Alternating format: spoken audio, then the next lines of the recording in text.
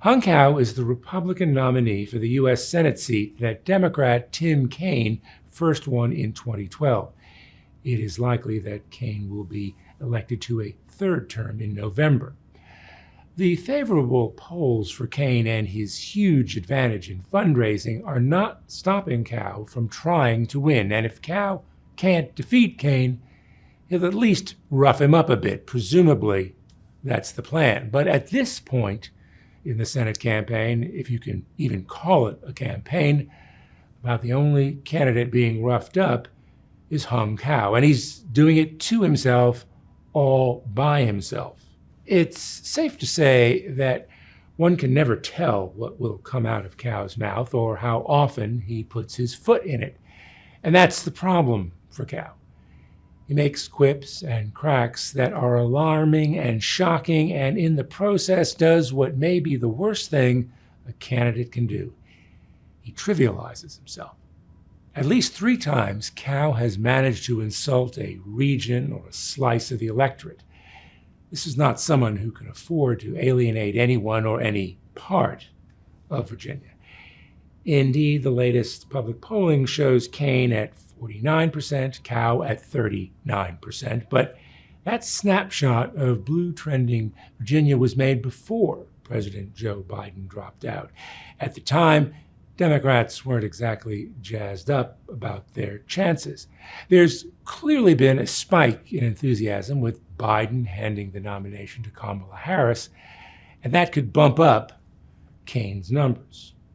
Cao's first faux pas, if that's what it really was his put down in May of a newspaper in Staunton that had been looking into his fundraising. Cao referred to Staunton, a pretty little city in the very Republican Valley of Virginia, as podunk.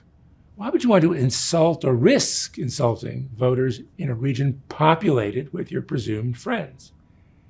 It wasn't long before Cao popped off again.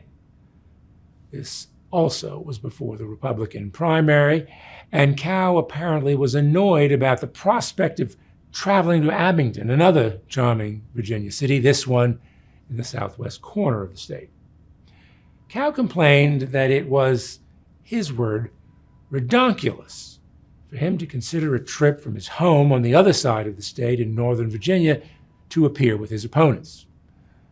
The debate, organized by the Fauquier County GOP, was held, but it was by video link, so Cao didn't have to leave his home in Loudoun County.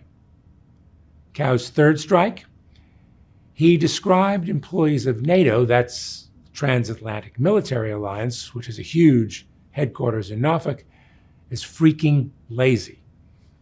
Cao also used a barnyard epithet. Of his 3 controversial remarks, the third one may be the most troubling, and that's because Cao, before he got into politics, had a long career in the Navy. He was graduated from the Naval Academy, did tours of Afghanistan, Iraq, and Somalia, and in D.C. worked with the Pentagon and the FBI on Homeland Security.